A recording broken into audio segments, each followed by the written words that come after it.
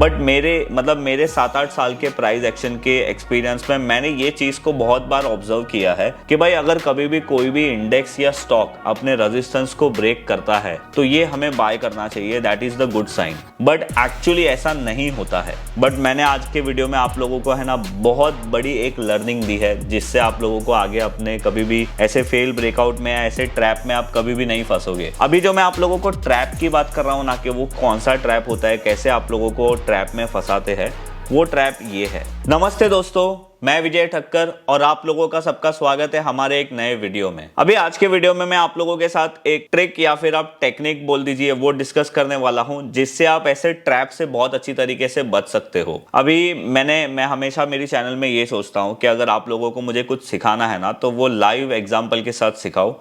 और आज का जो यहाँ पे निफ्टी का एग्जाम्पल है ना, वो एकदम परफेक्ट एग्जाम्पल है जो ट्रैप में आप लोगों को समझाना चाहता हूँ उसके रिलेटेड। तो चलो विदाउट वेस्टिंग टाइम मैं आप लोगों को डायरेक्ट हमारे कॉन्सेप्ट के ऊपर लेके जाता हूँ। और मैं आप लोगों को सिर्फ ये चीज बताना चाहता हूँ कि ये ऐसा जरूरी नहीं है, ऐसा होता ही है। बट मेरे 7-8 साल के प्राइस एक्शन के एक्सपीरियंस में मैंने ये चीज को बहुत बार ऑब्जर्व किया है। और अभी के मार्केट में, मतलब आज मैं ये वीडियो बना रहा हूँ 18 अप्रैल और 3:15 बजे के आसपास, ये अभी के सिचुएशन में है ना, ये चीज वापस से अप्लाई हुई और वापस से उसने अपना बताया कि भाई ये एक ट्रैप ही था। तो वो क्या है वो मैं आप लोगों को समझाता हूं। अभी देखो, ये चीज समझने के पहले आप लोगों को ये ध्यान रखना बहुत जरूरी है कि मार्केट यहां से, मतलब ऑलमोस्ट 18,900 से निफ्टी डाउन ट्रेंड में चल रहा था और 16,800 के पास निफ्टी ने बेस बनाया।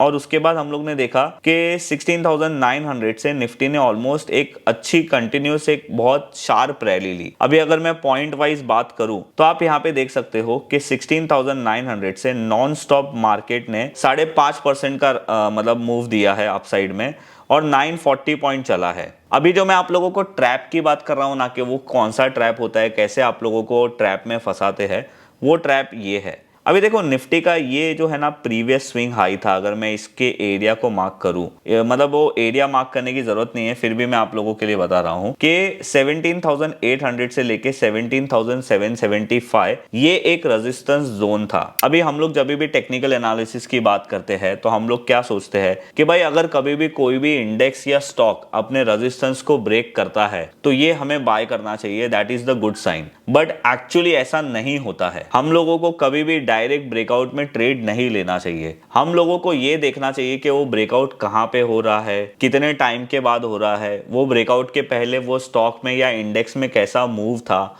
और आने वाले टाइम में वो क्या कर सकता है। तो अभी यहाँ पे मैं ट्रैप क्यों बोल रहा हूं ये आप लोग समझो। देखो, ये इंडेक्स ने, निफ्टी ने ब्रेकआउट देने के पहले 16,900 से एक शार्प रैली ली थी ऑलमोस्ट 900 एंड 950 पॉइंट्स की। एक भी बार यहाँ पे निफ्टी ने, जैसे अगर कोई स्टॉक भागता है ना, तो उसको भागने के बाद थोड़ा ऐसे कंसोलिडेट करना चाहिए, फिर वापस से वो भागेगा, फिर वापस से वो एक कंसोलिडेट करेगा, फिर वापस से नया रैली बनाएगा। इसी को हम लोग बोलते हैं कि भाई अप ट्रेंड चल रहा है। पर अगर कोई भी स्टॉक अगर अपनी रैली सीधी ऐसे लेता है तो उसमें बहुत हाई चांसेस होता है कि उसका फॉल भी बहुत शार्प आने वाला है। इसको मैं बोलता हूं पैराबोलिक मूव। तो यहाँ पे आप लोग देखो, मैं आप लोगों को समझाने की क्या कोशिश कर रहा हूं।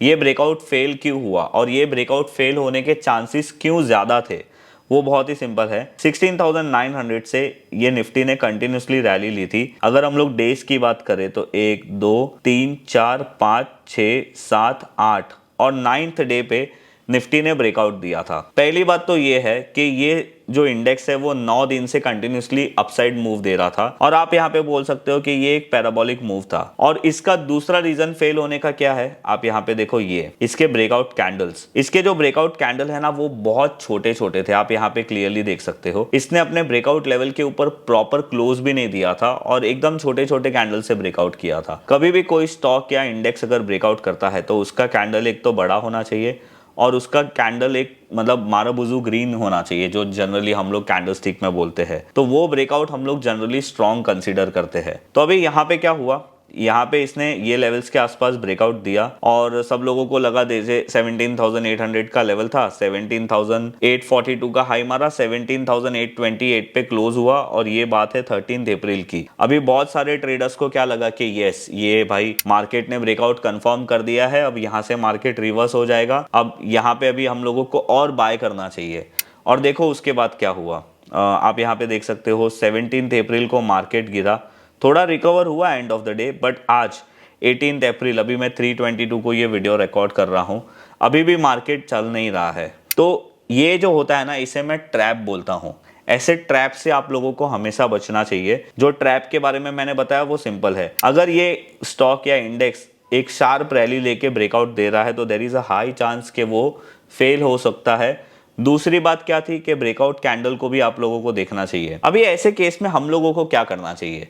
अगर आप लोगों को नेक्स्ट टाइम ये ट्रैप समझता है तो आप लोगों को ये चीज़ का फ़ायदा कैसे उठाना चाहिए, उसके लिए बहुत ही सिंपल है। आप लोगों को क्या करना चाहिए, जहां से इसकी रैली स्टार्ट हुई है ना, वहां से लेके जहां तक इसकी रैली हुई है वहां तक आप लोगों को फिबोनाची रिट्रेसमेंट लगाना चाहिए। अब आप जब भी फिब रिट्रेसमेंट लगाते हो तो कुछ नंबर्स आप लोगों को दिखेंगे, जैसे आप लोग यहाँ पे देख सकते हो 23.60, 38.20 और 50% रिट्रेसमेंट आप लोगों को दिख रहा है। अब जनरली ऐसे बोला जाता है कि अगर कोई इंडेक्स या स्टॉक अपने 38.20% रिट्रेसमेंट के पास या फिर 50% रिट्रेसमेंट के पास वापस आता है तो वो एक अच्छी बाइंग अपॉर्चुनिटी होती है। तो अभी ये केस में हम लोगों को क्या करना चाहिए, अभी अगर ये अभी फिलहाल 650 17,650 के आसपास निफ्टी चल रहा है और वो जो रिट्रेसमेंट लेवल है वो है 23.60। अभी ये लेवल मैं इतना इसको स्ट्रांग नहीं बोलूंगा, पर मैं ये लेवल्स के लिए वेट कर रहा हूं। जब भी ये 38.20% रिट्रेसमेंट के पास आएगा तभी this is the one best opportunity to buy Nifty. और अगर इससे भी ज्यादा खराब, मतलब अगर और मार्केट नीचे गिरता है तो मोस्ट इंपॉर्टेंट जो सपोर्ट होता है वो है 50% रिट्रेसमेंट। तो देखो यहाँ पे बहुत ही एक सिंपल चीज है। आप लोगों को मैंने यहाँ पे एक ट्रैप के बारे में समझाया कि अगर ऐसा कभी भी होता है आगे जाके किसी भी इंडेक्स में या स्टॉक में, तो आप लोगों को वो ट्रैप को कैसे पहले ही अंडरस्टैंड करना है और आप लोगों के फ्यूचर ट्रेड, मतलब आप लोगों को वापस बाय कब करना है उसको एडवांस में प्लान करके रखना है। अभी यहाँ पे मेरा व्यू बहुत क्लियर है। मैं समझता हूँ कि अभी इंडेक्स अप ट्रेंड में जाएगा, अभी शायद इंडेक्स अप ट्रेंड में चलेगा, बट मैं बाय कब करूंगा, जब वो रिट्रेस करके वापस आएगा। क्योंकि जनरली क्या होता है ना, बहुत सारे जो रिटेल ट्रेडर होते हैं वो ये वाले ट्रैप में फंस जाते हैं। वो लोग यहाँ पे बाय करते हैं और अभी ये मार्केट कुछ दिन तक यहाँ पे कंसोलिडेट करेगा और ये जो पेज होता है, जो ये रेड वाला, मतलब बहुत सारे दिन आएंगे, 2-3 दिन और रेड वाले आ सकते हैं। ऐसे फेज में वो जो रिटेल ट्रेडर होते हैं या वीक हैंड होते हैं ना, वो लोग अपने एग्जिट कर लेंगे और मार्केट अपना ट्रेंड वापस से रिज्यूम करेगा और मार्केट फिर से ऊपर जाएगा। So that is the best way to trade breakouts. अभी मैं आप लोगों को ये चैनल पे ब्रेकआउट्स के बारे में बहुत सारी बार बहुत सारी चीजें बता चुका हूं, पर अभी ये लाइव एग्जांपल हुआ तो मैंने सोचा कि आप लोगों के साथ ये चीज शेयर कर दूं। अभी ये निफ्टी का डेली टाइम फ्रेम का चार्ट है। यहाँ पे ये एग्जाम्पल बहुत अच्छी तरीके से आया और काम भी कर रहा है, तो मैंने सोचा आप लोगों के साथ शेयर कर दूं। तो बस ये था मेरा आज का ये वीडियो। आज का वीडियो शायद हमारा बहुत छोटा होगा, बट मैंने आज के वीडियो में आप लोगों को है ना बहुत बड़ी एक लर्निंग दी है, जिससे आप लोगों को आगे अपने कभी भी ऐसे फेल ब्रेकआउट में या ऐसे ट्रैप में आप कभी भी नहीं फंसोगे। अब ये चीज है ना, वीकली टाइम फ्रेम पे भी काम करेगी, मंथली टाइम फ्रेम पे भी काम करेगी और डेली टाइम फ्रेम पे भी काम करती है। बस आप लोगों को इतना चीज का ध्यान रखना है कि रेजिस्टेंस के पहले अगर शार्प पैराबोलिक मूव आ रहा है और फिर ब्रेकआउट हो रहा है तो बच के रहना, वो ब्रेकआउट के फेल होने के चांसेस बहुत हाई होते हैं। अभी आप लोग मुझे नीचे कमेंट करके जरूर बताना कि ऐसे आपने कौन से स्टॉक में ऐसी सारी चीजें ऑब्जर्व की थी। और हाँ, आप लोगों को और एक इंपॉर्टेंट चीज बता दूं, मैंने आप लोगों को लास्ट वीडियो में पूछा था कि क्या मैं अगर कोई 2 दिन का ऐसे ऑनलाइन इवेंट रखता हूं तो आप लोग ज्वाइन होगे, तो आप में बहुत सारे लोगों ने बोला था कि यस सर आप रखिए। तो अभी मैंने ऐसा सोचा है कि 21 मई और 22 मई को मैं 2 दिन का ऑनलाइन इवेंट रखूंगा, वर्कशॉप रखूंगा। उसमें मैं आप लोगों को 2 स्ट्रैटेजी सिखाऊंगा। एक मेरी इंट्राडे की स्ट्रैटेजी है जो मैं सिर्फ इंडेक्स में अप्लाई करता हूं, वो मैं आप लोगों को सिखाऊंगा, और दूसरी जो मेरी शॉर्ट टर्म ट्रेडिंग की स्ट्रैटेजी है वो मैं आप लोगों को सिखाऊंगा, और उसमें मैं आप लोगों को स्टॉक सिलेक्शन के बारे में भी थोड़ी बहुत गाइडेंस दूंगा और आइडिया दूंगा। तो जो 21 में है ना, उसमें हम लोग क्या करेंगे कि हम लोग पूरा मतलब 3-4 घंटे का हमारा क्लास होगा ऑनलाइन। उसमें हम लोग बहुत सारी चीजें सीखेंगे, ये 2 स्ट्रैटेजी। और 22 मई को जब लाइव मार्केट होगा तो हम लोग 3 सेशन लेंगे।